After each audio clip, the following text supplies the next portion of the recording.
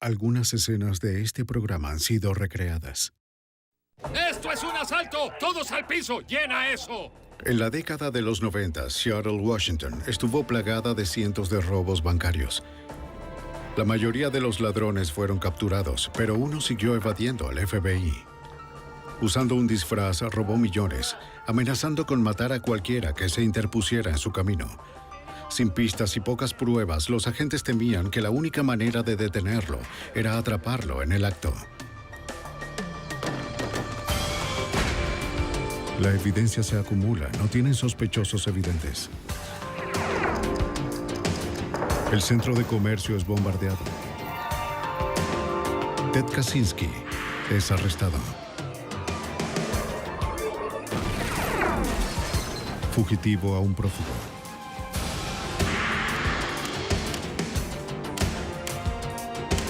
Los archivos del FBI. Terror enmascarado. Seattle, Washington, 1992. La revolución informática estaba creciendo. Los empresarios de tecnología inyectaban miles de millones en la economía local. Para adaptar las nuevas riquezas, los bancos abrieron sucursales en todo Seattle. Pero la convivencia del vecindario también significaba más oportunidades para el robo.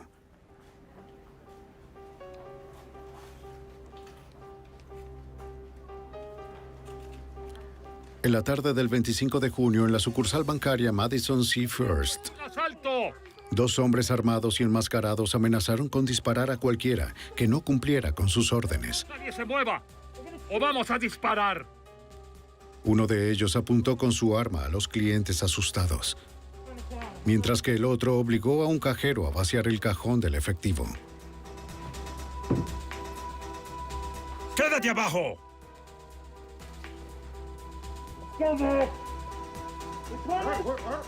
Después de llenar la bolsa, pidieron las llaves del automóvil a uno de los clientes a los que habían visto llegar. Advirtieron a los cajeros que no activaran la alarma o volverían y asesinarían a alguien. Los dos se fueron corriendo con casi $20,000. Hasta que los depósitos del banco estuvieron asegurados por el gobierno federal, se llamó al FBI para ayudar a la policía de Seattle. Uno en el frente o... Como no se había activado ninguna alarma, las cámaras de seguridad del banco no se activaron. Determinar si eran étnicos. Los investigadores no tenían imágenes de los sospechosos. Los clientes y empleados del banco describieron a los agresores como de mediana estatura y complexión. Un empleado escuchó al hombre que sostenía el dinero llamar a su compañero Mark. Y llamó al hombre que entró por esa puerta, Mark. Los ladrones llevaban guantes, por lo que no se podían obtener huellas dactilares. Los investigadores intentaron tomar las huellas de zapatos de un escritorio donde uno de ellos se había parado.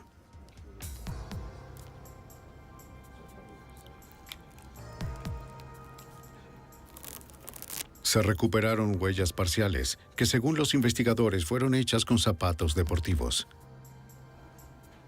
Los agentes registraron el número de matrícula del automóvil robado del cliente, un Cadillac sedán. Horas más tarde se descubrió el Cadillac robado, abandonado en un barrio cercano al banco.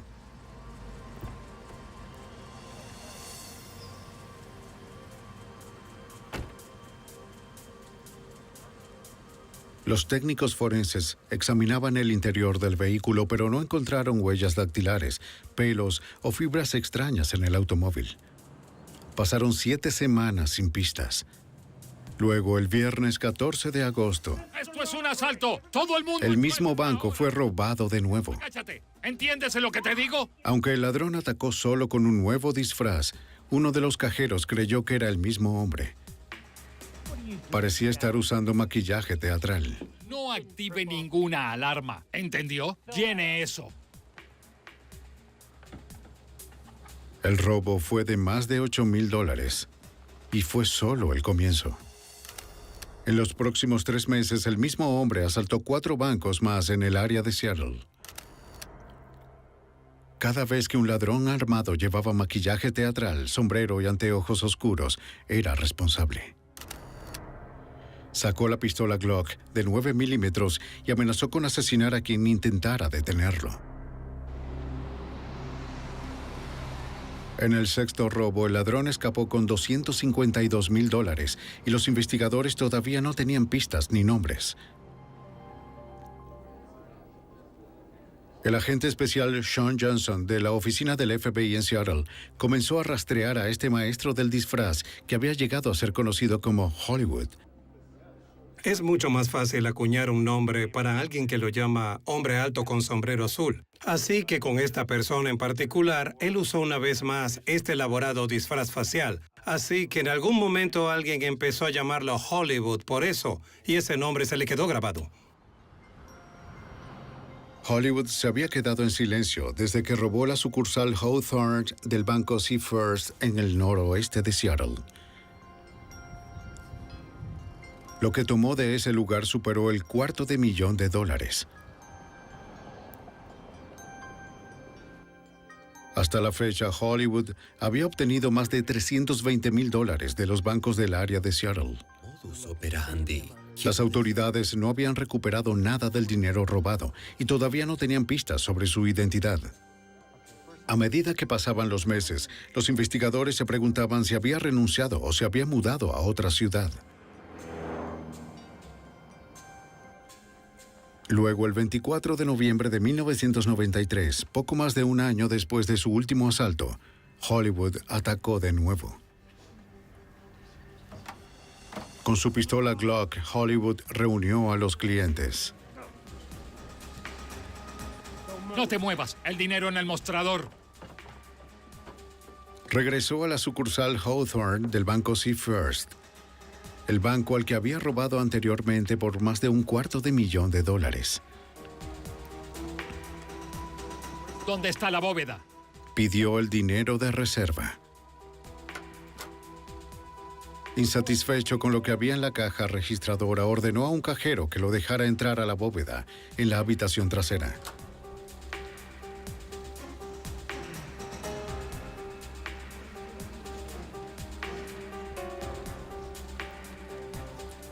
Hollywood salió con casi $100,000. Una vez más, amenazó con asesinar a cualquiera que activara la alarma. Y alguien saldrá herido. Nadie desobedeció sus órdenes. Cuando Hollywood entró en los bancos, él tenía mucho control. Él era educado hasta cierto punto, pero no hacía que la gente se sintiera cómoda. Tenían mucho miedo de que usara el arma. La empuñó, de hecho, apuntó a varias personas durante el transcurso de los robos, así que sabíamos que no tenía miedo de mostrar el arma y también de usarla contra alguien que no obedeciera lo que les dijera que hicieran. Las estrategias de seguridad en los bancos de Seattle en ese momento incluían el uso de billetes marcados para rastrear el dinero robado. Otra táctica eran los paquetes de tinta. Escondidos dentro de una pila de billetes, los paquetes contenían tinte rojo y una carga electrónica. Va a funcionar para ti. Colócalo debajo de una pila. El paquete detona y mancha al ladrón cuando cruza los sensores a la salida del banco. Las alarmas silenciosas hacían posible que los cajeros llamaran a la policía sin alertar a los ladrones. Las cámaras de video vigilaban cada rincón del banco. Una foto cada 7 segundos aproximadamente. Hasta ahora, Hollywood se las había arreglado para superar todas estas Si medidas. usted tiene un accidente y lo golpea, debe llamarnos inmediatamente. 13 de julio de 1994. Hollywood atacó su 10º banco en 2 años. ¡Abajo! Usó una pistola paralizante para amenazar a los empleados del banco. Una cajera arriesgó su vida activando la alarma silenciosa. Buen curso en el banco Westlake en 2754 North Independence. ¡Cálmese! Hollywood saqueó el cajón del efectivo sin saber que las patrullas estaban llegando a la escena. Puedo ver si tocas algún botón, así que no lo hagas.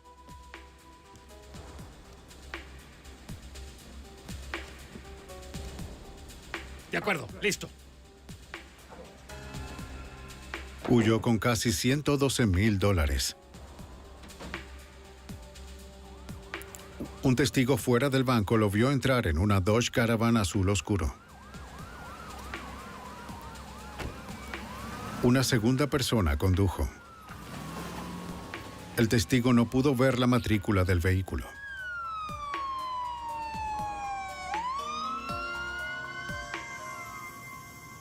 Después de que la policía aseguró la escena, otro empleado del banco llegó para trabajar. Muy bien, gracias. Bien. Solo dime lo que viste. Le contó a la policía sobre un incidente del día anterior. Apoyado a una camioneta. El empleado notó a un hombre tomando notas frente al banco, de pie junto a una Dodge Caravan azul.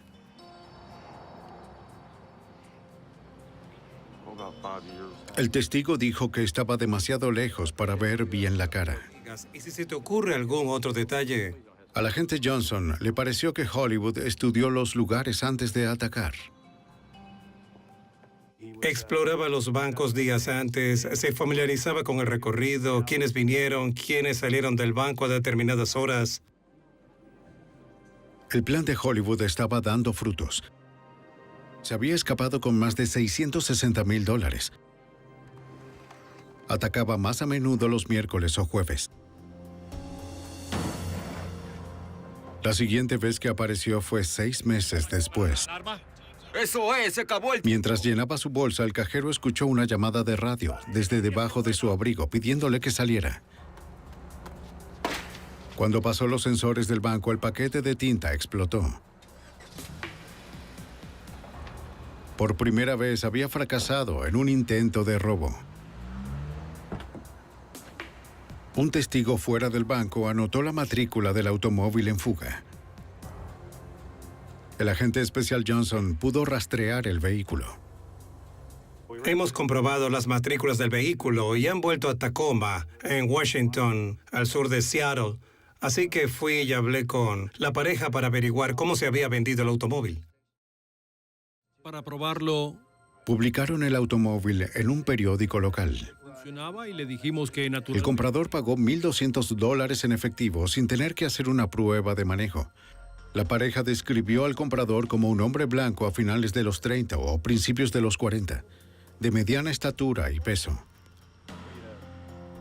Basándose en su descripción, un dibujante creó un retrato del sospechoso. El FBI tuvo su primera visión de cómo podría ser Hollywood.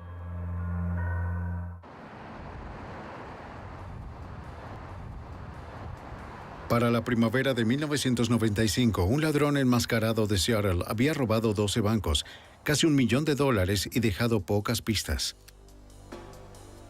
Los investigadores lo apodaron Hollywood por su uso de disfraces y maquillaje teatral. La única pista que tenían los agentes era un boceto de cómo creían que era detrás de la máscara. El agente especial Sean Johnson buscó un patrón. Si pudiera averiguar las similitudes entre los bancos que Hollywood robó, tal vez podría predecir cuándo y dónde atacaría de nuevo.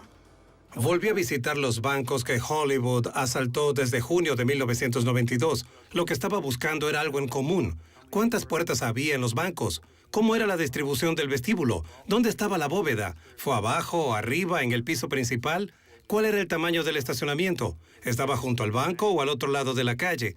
¿En qué tipo de calle estaba ubicado el banco? Johnson descubrió que la mayoría de los bancos estaban en distritos comerciales donde las empresas del área hacían sus depósitos. Los bancos también limitan con zonas residenciales. Esto permitió que Hollywood se mezclara con el vecindario circundante sin despertar sospechas.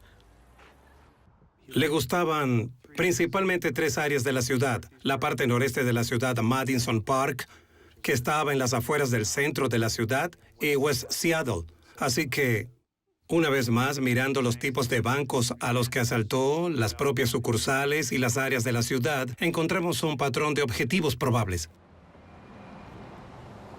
En marzo de 1995, 3 años después del asalto inicial de Hollywood, se formó el Grupo de Trabajo sobre Crímenes Violentos en Puget Sound,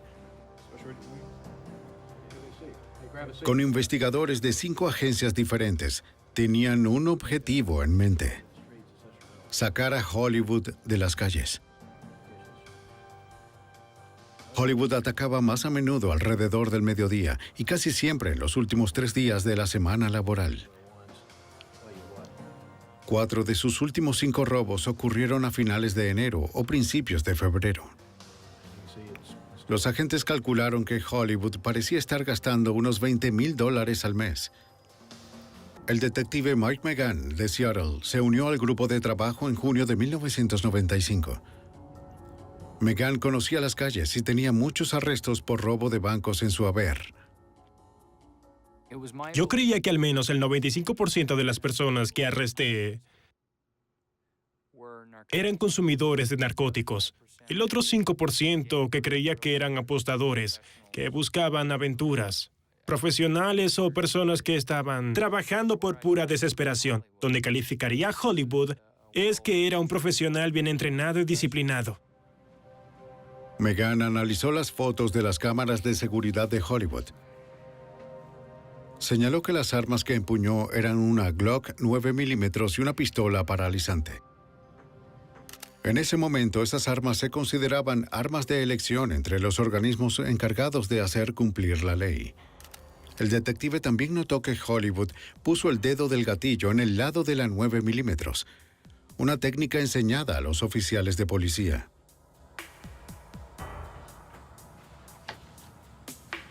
Muchos de los robos ocurrieron al final de la mañana, entre las 11 y el mediodía, precisamente a la hora en que ocurrió un cambio de turno para la policía de Seattle. La evidencia apuntaba a una posibilidad aterradora. Hollywood podría ser un policía. Y la razón por la que pensé que era un oficial de policía es que sabía tanto sobre cómo operábamos que probablemente nos estaba observando o escuchando.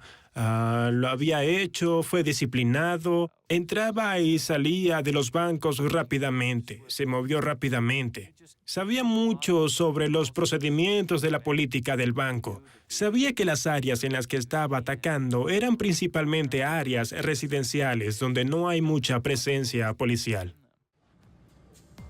Entonces, algo más le llamó la atención. Se dio cuenta de que Hollywood llevaba una radio en el cinturón. Si Hollywood se comunicara con una radio, tal vez la policía podría interceptar la transmisión. El detective se puso en contacto con un experto en electrónica conocido como The Glitch. Con su ayuda, McGann esperaba obtener una ventaja. Rectángulo, gris, marrón, derecho, esa cosa. Me senté con esta persona y le mostré las fotografías de vigilancia de Hollywood y la radio bidireccional que tenía. Y fue capaz de determinar la frecuencia más común de las radios con las que trabajaría. Y eran 2 frecuencias diferentes. The Glitch se ofreció a instalar un escáner en el automóvil de McGann. 29. ¿Cómo se le ocurrió Al eso? espiar a Hollywood, los investigadores esperaban poder determinar su paradero y atraparlo en el acto. La idea no funcionó. El agente especial Johnson estaba estacionado afuera de un banco en el noroeste de Seattle, monitoreando la radio cuando Hollywood y un cómplice atacaron en otro lugar. Eran como las 11:30, iba a terminar sobre las 12 y de repente oí la radio de la policía de Seattle que decía: hemos tenido un robo de banco, el First Interstate. Y eso fue unos 3 kilómetros de mi ubicación. Escuché la descripción física y supe que en ese momento era Hollywood. Y había regresado en uno de esos 3 días que había predicho un año antes. Y acabábamos de perderlo. Un transeúnte fuera del banco obtuvo el número de matrícula. Al igual que su primer robo, el automóvil de fuga fue encontrado en un vecindario cerca del banco. El FBI rastreó el automóvil hasta su dueño, quien dijo que se lo había vendido a un hombre unas semanas antes. Hice que el dueño subiera y mirara el vehículo y le dije: ¿hay algo diferente en este coche de cuando lo vendió? Y él respondió: claro. El dueño notó que la batería era nueva. Aquí, ¿notas algo diferente? Los agentes descubrieron que había sido limpiado el automóvil por dentro y por fuera. El dueño también notó que 2 de las llantas habían sido reemplazadas por otras más nuevas. Así que fui a rastrear las llantas y me enteré que habían sido compradas en Tacoma, Washington. La batería había sido comprada en una tienda de Sears en Tacoma, 1 o 2 días después de la compra del auto. Así que supe en ese momento que estas personas, ya fuera Hollywood o sus socios, estaban en la zona al menos 2 meses antes de los robos. Trabajando con un dibujante, el propietario describió al comprador. Los investigadores tenían ahora 2 bocetos compuestos, pero aún no estaban más cerca de atrapar a Hollywood. La agente especial y supervisora Ellen Glasser fue llamada para dirigir el grupo. Ella tomó la decisión de pasar a la ofensiva. Una cosa es poner el lápiz sobre el papel y poner en práctica sus procesos de pensamiento y tratar de resolver un caso. Otra es cuando tomas una postura proactiva en una investigación, sabiendo que podrías tener una confrontación con alguien como Hollywood. La supervisora se dio cuenta de que una postura más agresiva pondría a sus agentes en mayor peligro. Hollywood había amenazado repetidamente con asesinar a cualquiera que intentara detenerlo. Sabíamos que tenía propensión a la violencia y pensábamos que si iba a utilizar estos elaborados medios para disfrazarse, para planear los robos, probablemente no se daría por vencido fácilmente como la mayoría, y nos preocupaba la seguridad de las fuerzas del orden y la seguridad de los clientes y empleados de los bancos. Bien, ha tenido mucho cuidado. Se asignó más personal a áreas específicas de la ciudad, centrándose en los bancos más afectados por Hollywood. Así que se nos ocurrió un plan. Está bien, vamos a estar en las calles los miércoles, jueves y viernes en este margen de tiempo, sabiendo muy bien que la codicia probablemente se llevaría la mayor parte de Hollywood y que regresaría y robaría otro banco, incluso con la cantidad de dinero que ya había tomado.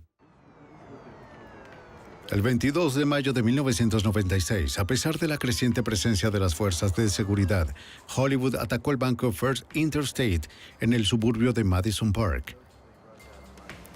Fue el 14º robo conocido. Para conseguir pistas, los agentes se acercaron a la comunidad. Aumentamos la recompensa a $50,000 que ofrecíamos en la comunidad por datos. No queríamos que los medios de comunicación trabajaran en nuestra contra. No queríamos hacer de Hollywood algo fascinante ni hacer que los imitadores de asaltantes de bancos salieran a robar. Pero también sentíamos que necesitábamos a la comunidad. Los agentes saturaron Madison Park con cientos de volantes de búsqueda. Tal vez una mayor conciencia pública también podría ayudar a eliminar ese vecindario como un blanco potencial. Entonces, aplicar la ley podría aumentar la mano de obra de los vecindarios restantes. La campaña no dio frutos. Hollywood no había aparecido en meses. Consultaron a un analista de la policía para saber cómo podría reaccionar Hollywood si y cuando estuviera acorralado. Podría ser alguien que es familiar. Basado en su amplio conocimiento de la conducta criminal violenta, el analista les dijo que Hollywood no se iría en silencio. Y era muy importante para nosotros oírle decir: este tipo se va a resistir al arresto. Este tipo no querrá estar bajo custodia. Este tipo peleará contigo. Este tipo es peligroso. Las autoridades solo podían adivinar cuándo y dónde atacaría Hollywood a continuación. Y si su arma permanecería en silencio. Durante casi 4 años, Hollywood había amenazado con disparar a cualquiera que se interpusiera en su camino. Los agentes estaban convencidos de que si lo desafiaban, el pistolero enmascarado dispararía a matar. ¿Lo has entendido? ¡Agáchate! En 1996, un pistolero enmascarado conocido como Hollywood había robado 14 bancos en Seattle. ¡Una alarma! Amenazó con asesinar a docenas de personas por el robo de $1.2 millones en 4 años. Aunque Hollywood no había disparado su arma, los agentes creían que si lo enfrentaban, él mataría. La supervisora y agente especial Ellen Glasser le mostró al grupo un video de lo que podría pasar si no estaban preparados.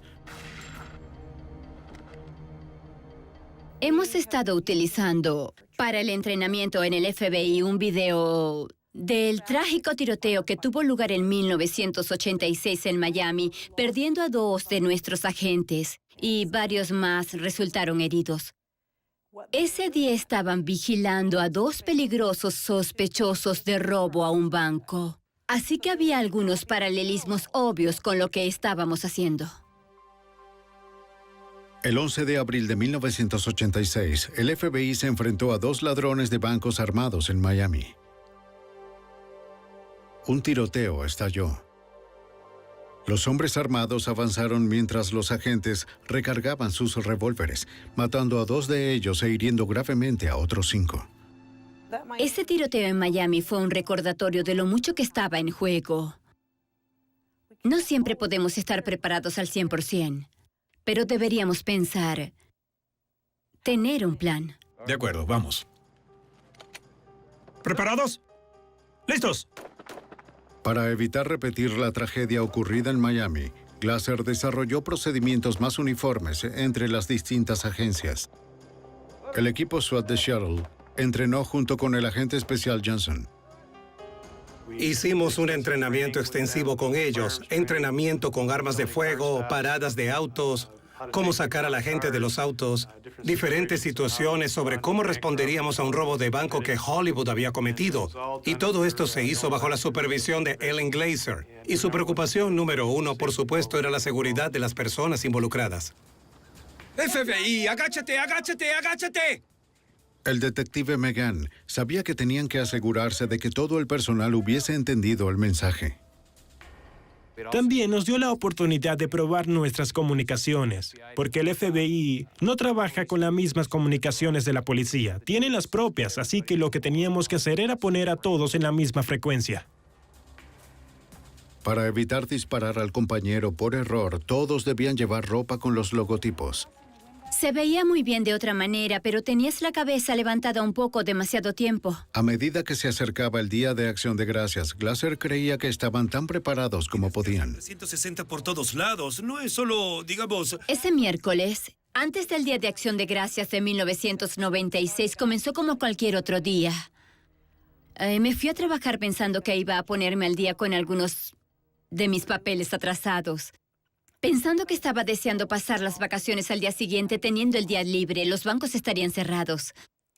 Y pensando que la gente necesitaba descansar, porque habían estado trabajando muy duro. La agente Glasser, el detective Megan y el detective Peter Erickson fueron los últimos en llegar a la oficina cuando se escuchó un llamado de alerta en la radio a las 5:41. Al oír eso, supe que era Hollywood el que había atacado. Y yo miraba alrededor de la oficina pensando, bueno, Pete, está aquí. Yo lo miré y le dije, ¿quieres ir? Y él dijo, sí, vamos. Y Ellen me vio corriendo por el pasillo y me preguntó, Mike, ¿qué pasa? Y le dije, Hollywood otra vez. ¿Quieres ir? Ella dice, sí. Cogió su abrigo y salimos todos. Mi auto estaba estacionado justo afuera de la puerta principal. Bajamos corriendo y encendimos las luces y la sirena. Y pusimos la luz del techo y nos fuimos. Varios sospechosos habían robado un banco en Lake City, un suburbio de Seattle, a pocos minutos del cuartel general del grupo de trabajo. Tan pronto como entramos en el automóvil de Mike, pude oír la actividad de la radio de la policía de Seattle. Y recuerdo haber oído las referencias al maquillaje.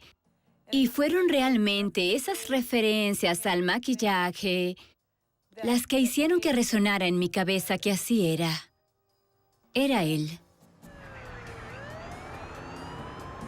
Tienen otra llamada. Un testigo había visto a un vehículo salir del estacionamiento del banco de manera errática. Habían visto al vehículo que concordaba con la descripción.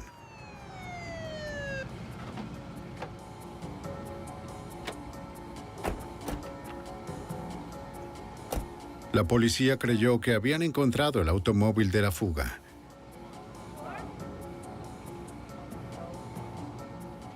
Resultó ser una falsa alarma. El motor estaba frío. Habían pasado 20 minutos desde la primera llamada. Megan estaba seguro de que Hollywood se había ido en otro vehículo. Necesitaría un lugar para cambiarse, necesitaría un lugar para quitarse el maquillaje, la peluca, para cambiarse de ropa, para poner las armas, ya saben, para guardar las armas o el dinero. El automóvil de la fuga fue seguramente una camioneta. El detective Megan continuó recorriendo las calles laterales de la zona residencial cerca del banco. De robos anteriores, Megan y la agente Glasser sabían que aquí es donde probablemente cambiaría de vehículo. Algunas unidades respondían a un lugar y Mike decía, ese no es él, ese no es él. Había patrullado por estas calles, había crecido en Seattle, conocía cada rincón y cada grieta de la ciudad y esa zona. Después de varios minutos de cruzar las carreteras principales, se detuvieron detrás de una camioneta blanca.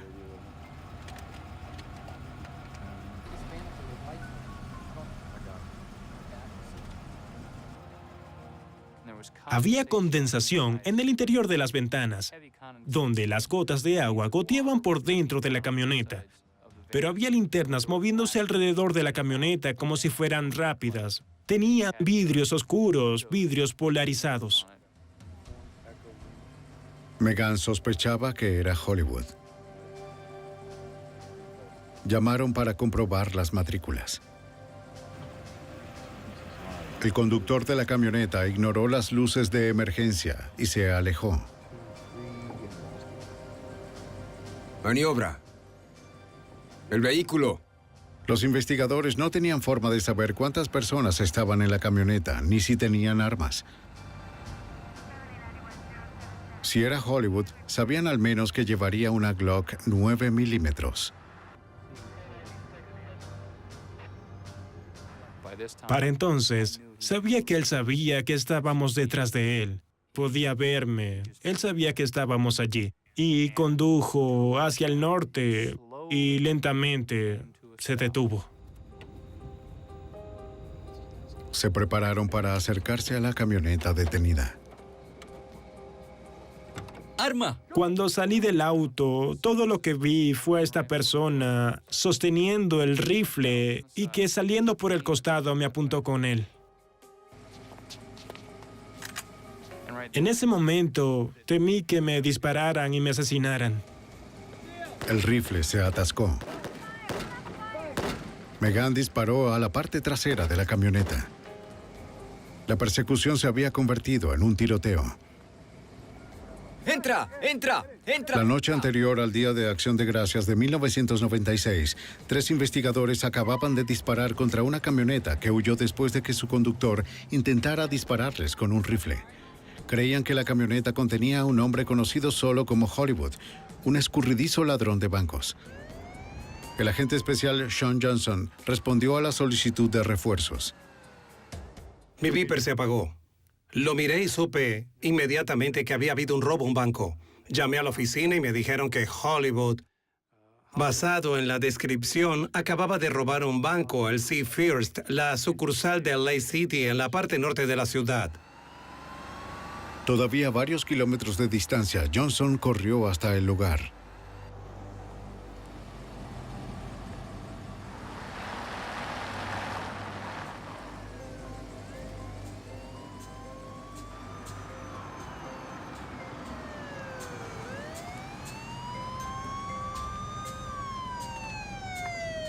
Cuando la camioneta se detuvo de nuevo, llegaron los refuerzos.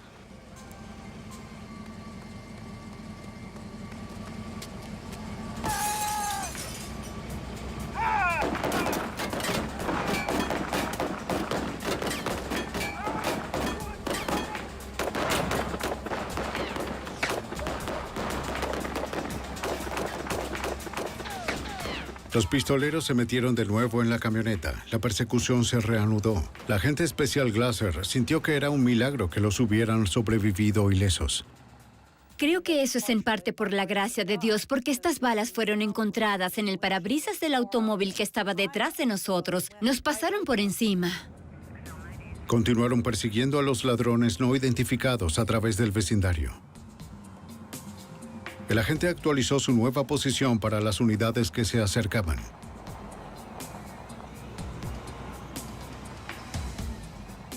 Siguieron la camioneta hasta que desapareció en una curva.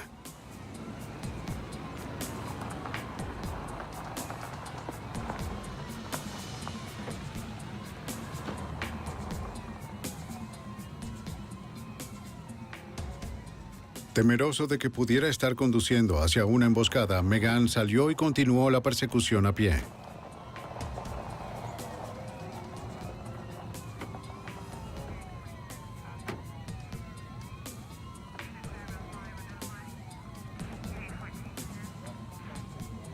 El detective Megan le dijo a un oficial de la K9 que cubriera el lado derecho, mientras él se movía hacia arriba por el izquierdo.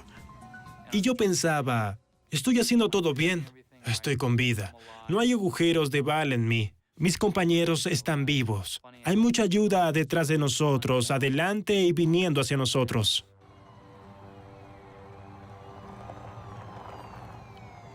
Más adelante podía ver las luces de una patrulla de la policía de Seattle que se acercaba. Interceptó la camioneta, forzándola a salir de la carretera.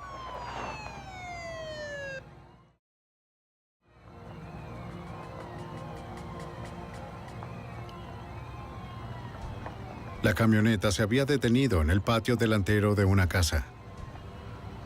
Los investigadores todavía no tenían idea de cuántos habían en el vehículo. De acuerdo. ¡Fuera de la camioneta! ¡Mantén las manos donde pueda verlas! Muy bien. Las puertas laterales se abrieron. ¡Vamos, vamos! Pero nadie salió. ¡Cúbreme! ¿Me tienes cubierto? Sí. ¡Fuera de la camioneta! Ponga las manos donde pueda verlas. 2 hombres gravemente heridos fueron sacados de la camioneta. ¡Mantenga las manos abajo! ¡Abajo! ¡Quédese abajo! Un sospechoso tenía 3 balas. ¡Las manos en la espalda! Las balas le habían penetrado el hombro izquierdo, muslo y estómago. El otro había sido golpeado en el hombro derecho. Lo miré y le dije, ¿cómo te llamas? Y él dijo, Steve. Y le dije, ¿Steve qué? Y él dijo, Steve Majors. Y yo le dije, ¿eres de Hollywood? Y él dijo, no. El otro sospechoso era más alto y más pesado que el ladrón de las fotos de la cámara de seguridad. La policía creía que tampoco era de Hollywood. El detective dirigió su atención a la camioneta. Pero no había nadie más adentro. Y pensé, ¿dónde está el tercer sospechoso? ¿Estás diciendo que el sospechoso salió? ¿Estás seguro? Y ellos decían, sí, salió cuando nos vio. Y pensé, oh, Dios mío.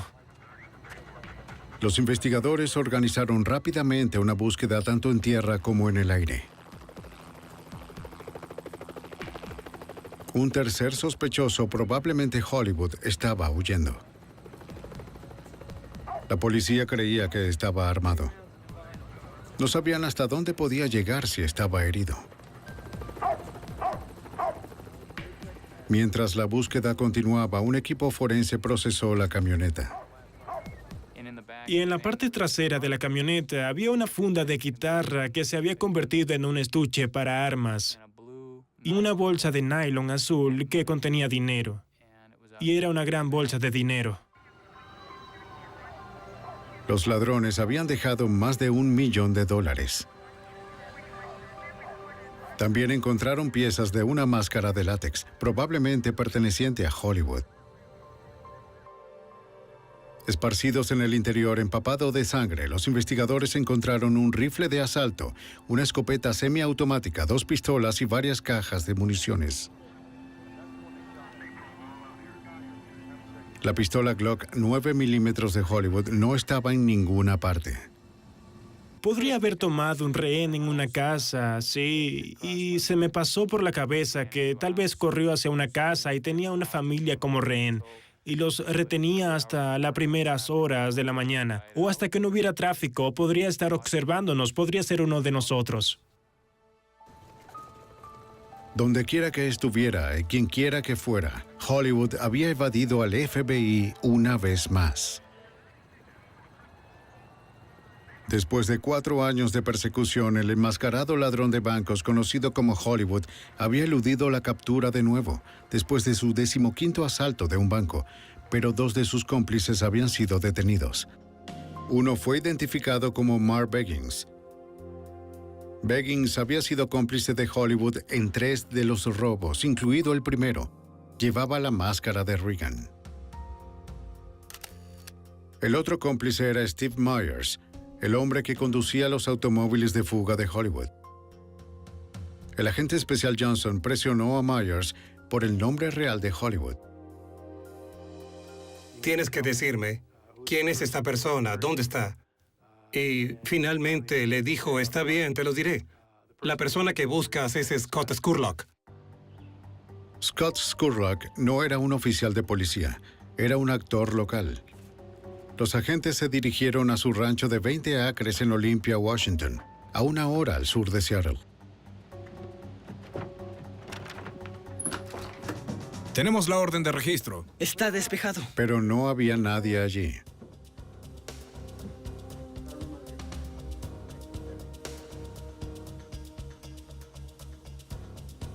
Los investigadores encontraron una Glock semiautomática 9 milímetros. Agarra eso. De acuerdo. Mira esto. Los agentes recuperaron $23,000 en efectivo.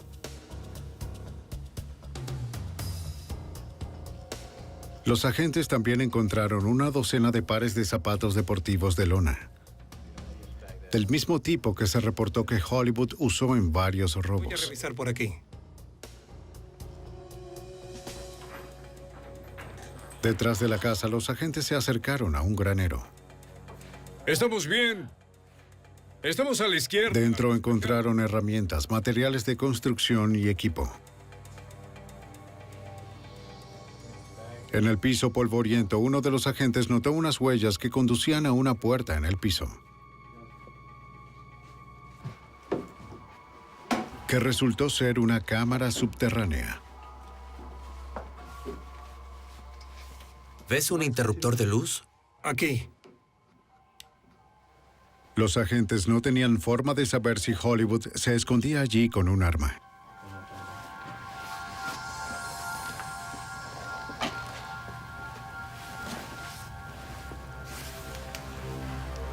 Scurlock no estaba allí. Pero detrás de una cortina descubrieron una segunda habitación. Era un estudio de maquillaje completo. Los agentes también encontraron una foto de Scurlock sin maquillaje. ¿Es a quién buscamos? Tiene que ser este. ¿Es Hollywood? Sí, estoy seguro. Detrás del granero, el agente especial Sean Johnson y su equipo se encontraron con una gran casa en el árbol. Estaba a unos 18 metros de altura entre los árboles. Fue construida sobre 7 cedros. Constaba de 3 pisos. Tenía numerosas rampas que se extendían desde la casa del árbol. Era algo digno de admirar. Los agentes registraron la casa del árbol. No encontraron rastro de Scurlock. La policía todavía patrullaba el vecindario donde había ocurrido el tiroteo la noche anterior. Los buscadores habían patrullado la zona, pero no encontraron rastro del fugitivo. Luego llegó un informe de que un hombre había visto a alguien escondido en un remolque detrás de la casa de su madre. ¡Salga del remolque! La policía respondió y se acercó al vehículo. ¡Señor! ¡Oficial de policía! Se identificaron, pero no recibieron respuesta. Un oficial vació una lata de gas pimienta en la ventana. No va a salir. ¡Vamos! ¡Policía, salga ahora! Se oyó un disparo. ¡Steve, consigue refuerzos! La policía estableció un perímetro alrededor del remolque y pidió refuerzos. El agente Johnson acababa de regresar de registrar la propiedad de Scurlock. A los pocos minutos de llegar a la oficina, sin haber descargado las pruebas, escuché en la radio de la policía de Seattle que se habían intercambiado disparos en un lugar a 2 cuadras de los acontecimientos de la noche anterior. Así que sin haber descargado las pruebas, volví a salir, dirigiéndome hacia el norte, saliendo de la ciudad, con luces y sirenas hacia el lugar. Todas las unidades disponibles se encontraron en el lugar. La agente especial Glasser se había ido a casa después del tiroteo. En ese momento había decidido no cocinar pavo el Día de Acción de Gracias. Había cambiado las reservaciones de donde íbamos a comer en esa festividad a una fecha posterior para que todos pudiéramos estar juntos como una familia.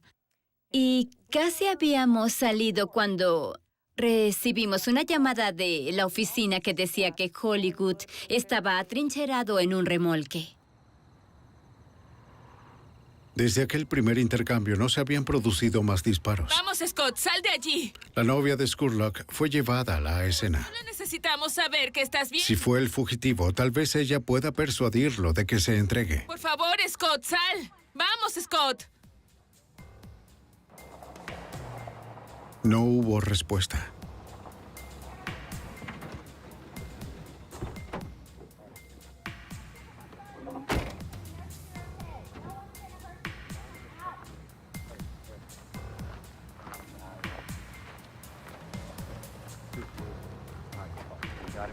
Nadie sabía con seguridad quién estaba en el remolque.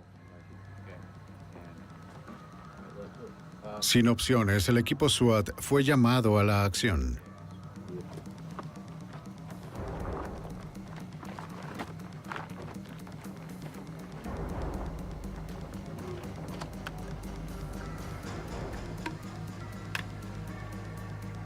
Con la esperanza de hacer salir al sospechoso, dispararon 2 ráfagas de gas lacrimógeno a su refugio. No oyeron nada.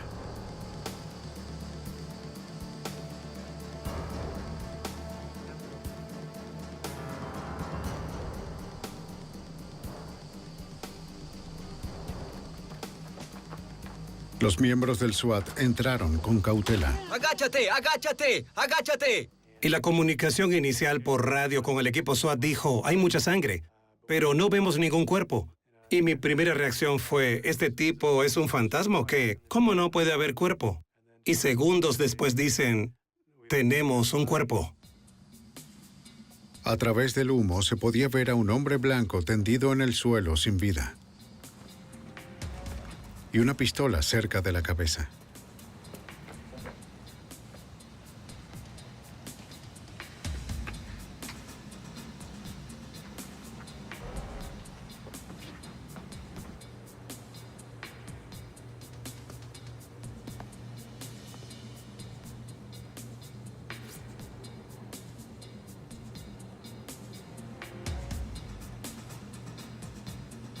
La fotografía de Scurlock fue comparada con el cuerpo. Coincidían.